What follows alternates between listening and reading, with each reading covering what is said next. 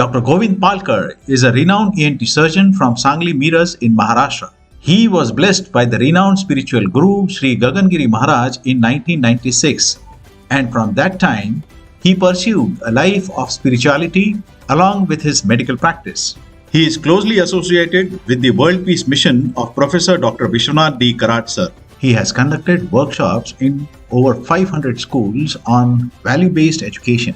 He is a prolific writer in Marathi, and most of his books revolve around the theme of science and spirituality.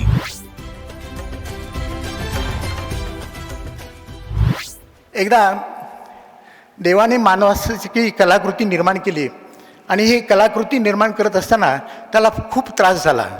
मानव निर्माण करण्यासाठी त्रास झाल्यानंतर देवाने काय विचार केला की हा मानव मी एवढी त्रास करून ह्याची निर्मिती केली तरीसुद्धा हा मला त्रास द्यायला येतो.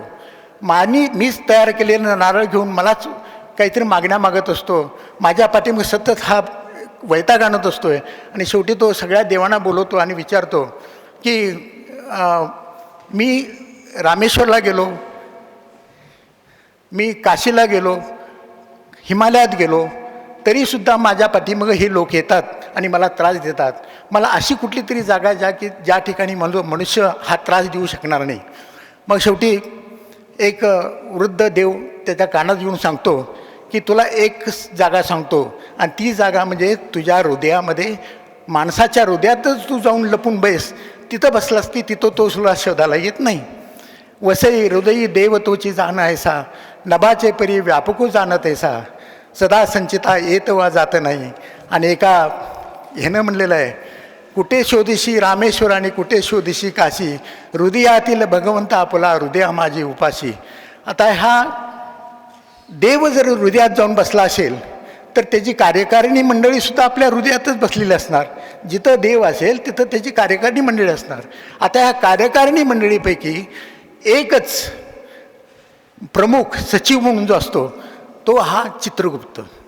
हा चित्रगुप्त देवाचा हिशोबनीस, प्रत्येक मानवाच्या पापपुण्याचा हिशोब लिहिणारा हा चित्रगुप्त हे कार्य कसं करत असेल, हा मनुष्याच्या जीवनातला, पापपुण्याच्या जीवनातला हिशोब तो ठेवण्याचं काम करत असेल. कारण अखंड काळापर्यंत, अनंत काळापर्यंत चाललेले जन्ममृत्यूचं हे प्रत्येक माणसाचा हिशोब जर त्याला जीवनात ठेवायचा असेल, प्रत्येक माणसाच्या पापपुण्याचा, तर त्याला आकाशाची काही कागद पुरणार नाही किंवा साधा समुद्राची शाईसुद्धा त्याला पुरणार नाही. मग हा चित्रगुप्त कशा पद्धतीने कार्य करतो, तर हा चित्रगुप्ताने माणसाच्याच हृदयात जाऊन एक चिप बसवलेले आहे. त्याचं नाव आहे गुप्तचित्र.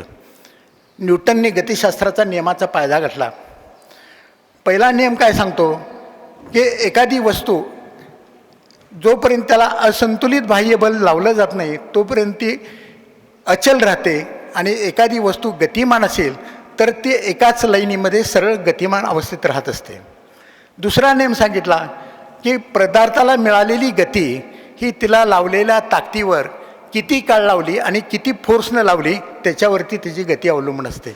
आणि शेवटचा नियम तिसरा नियम पदार्थाच्या गतिशास्त्राचा पदार्थाचा नियम सांगितला ते ॲक्शन इक्वल टू रिॲक्शन. म्हणजे तुम्ही कुठलेही कार्य केलं तर तेवढ्याच ताकदीनं प्रतिक्रियेच्या रूपानं तुम्हाला ते अनुभवास येतं. म्हणजे क्रियेचं प्रतिक्रिया हा तिसरा नियम सांगितला. मानवी जीवन हे सुद्धा एक जड स्वरूप आहे आणि ह्या जड स्वरूपामध्ये प्रत्येक मनुष्य आपल्या वैयक्तिक सुखाच्या इच्छेनं कर्म करत असतो. आणि वैयक्तिक सुखाच्या इच्छेनं केलेलं कर्म हा नेहमी तिसऱ्या नियमाप्रमाणे दुःखामध्ये प्रत्याघात होत असतं. आता प्रत्येक मनुष्य स्वतःच्या वैयक्तिक सुखासाठी कर्ज काढेल, ॲडव्हान्स घेईल, लूट करेल, फसवणूक करेल, लुबाडणूक करेल, भ्रष्टाचार करेल. पण त्याला माहीत नसतं की तेवढ्याच ताकदीनं क्रियेचं प्रतिक्रिया या नियमाप्रमाणे आपणाला तेवढ्याच ताकदीनं दुःखाला सामोरे जावं लागतं. असा वरवरती दिसणारा हा प्रसंग असला तर हा चित्रगुप्त मानवाच्या शरीरात कशा पद्धतीने कार्य करतो, तर मानवाच्या शरीराचं वजन 100 किलो असेल तर त्याच्या मेंदूचं वजन हे 2 किलो असतं. म्हणजे 100 किलो वजनाचा मेंदू हा 2% वजनाचा असतो.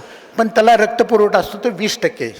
शरीराचा रक्तपुरवठा 20%मध्ये मेंदूला दिला जातो हृदयाचं वजन हे 200 ग्रॅम असतं, पण म्हणजे 0.2% हे शरीराच्या मानानं 0.2% हे हृदयाचं वजन असताना त्याला 15% हा रक्तपुरवठा दिला जातो. आणि 15% रक्तपुरवठा आणि 20% रक्तपुरवठा मेंदू आणि हृदय याला गेल्यानंतर राहिलेला 65% रक्तपुरवठा शरीराच्या इतर अवयवाला दिला जातो. आता ज्या वेळेला माणसाच्या मनात सुख भोगायची इच्छा निर्माण झाली, सुखासाठी तो कर्म करत असतो. आता मला समजा इथं एखादं मोबाईल आहे कुणाचं तरी आणि मला ते दिसलं आणि मला ते मोबाईल चोरायची इच्छा झाली. ज्या वेळेला माझ्या मनामध्ये हेतू निर्माण होतो, ज्या वेळेला माझ्या मनामध्ये तो हेतू निर्माण होतो, त्याच वेळेला चित्रगुप्ताच्या डायरीमध्ये त्याची नोंद होते. आणि चित्रगुप्ताचा हा गुप्त चित्र आतमध्ये टंकलेखन करायला सुरुवात करतो. कशा पद्धतीनं, तर मला ज्या वेळेला इच्छा होते की मला हा मोबाईल चोरायचा आहे, मला माझ्या सुखासाठी मोबाईल पाहिजे, त्यावेळेला माझ्या नाडीचे ठोके वाढवायला सुरुवात होतात. नाडीचे ठोके वाढायला सुरुवात झाल्यानंतर त्याला इट इज कॉल्ड एज टॅकिकार्डिया. हा टॅकिकार्डिया माझ्या हृदयात सतत जर कंटिन्यूस राहिला, माझ्या जीवनामध्ये सतत माझ्या सुखभोगाच्या इच्छेनं माझे कर्म करत गेलो, तर ह्या टॅकिकार्डिया जेव्हा वाढत जातो त्यावेळेला हृदयाला जास्त काम करायला लागतं. जास्त काम करायला गेल्यानंतर हृदयाचा आकार वाढतो. It is called as left ventricular hypertrophy. त्याच्यानंतर राईट व्हेंट्रिकलर हायपरट्रॉफी, ॲट्रियल हायपरट्रॉफी आणि शेवटी हृदयाचा आकार वाढतो आणि हृदय फेल्युअरमध्ये जातं. चित्रगुप्ताच्या डायरीमध्ये ज्यावेळेला नोंद होते की ही वस्तू हेतू निर्माण होतो, ही वस्तू मला चोरून न्यायची आहे, त्यावेळेला गुप्तचित्राच्या डायरीमध्ये टंकलेखनाला सुरुवात होते. आपल्या हृदयामध्ये ज्यावेळेला टंकलेखनाला सुरुवात होते त्यावेळेला टॅकिकार्डिया आणि हा विक्षेप अवस्था, हा ताणतणावाची अवस्था आणि कुठल्याही कर्माच्या पाठीमागं, सुखाच्या कर्माच्या पाठीमागं भय हे असतं.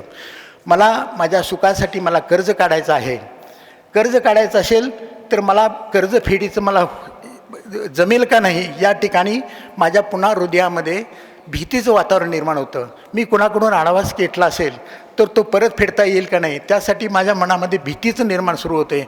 माझ्या हृदयामध्ये टॅकिकार्डिया सुरुवात होते. विक्षेपावस्थाचा हा ताणतणाव वाढत गेला. तर ऋषीमुनी यांनी एक संशोधन काढलं. आपल्या पहिल्या कर्माला सुख म्हणतो आणि दुसऱ्या कर्माला ज्यावेळेला व्याधीच्या रूपाने सुरुवात होते त्याला आपण दुःख म्हणतो. ऋषीमुनी किंवा तपस्वी लोक कधी ॲडव्हान्स घेत नाहीत, कर्जच काढत नाहीत, त्यामुळे परतफेडीचं दुःख त्यांच्यामध्ये निर्माण होत नाही.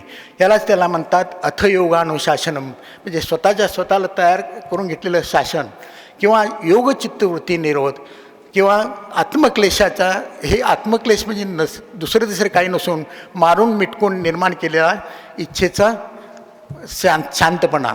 तर मानवी जीवनामध्ये ज्यावेळेला विक्षेपावस्था वाढत जाते त्यावेळेला एकदम शिवेर विक्षेप, म्हणजे न्यूटनच्या दुसऱ्या नियमाप्रमाणे पदार्थाला मिळालेली गती ही त्याला लावलेली ताकद, काळ आणि त्याला लावलेला फोर्स याच्यावरती अवलंबून असतो.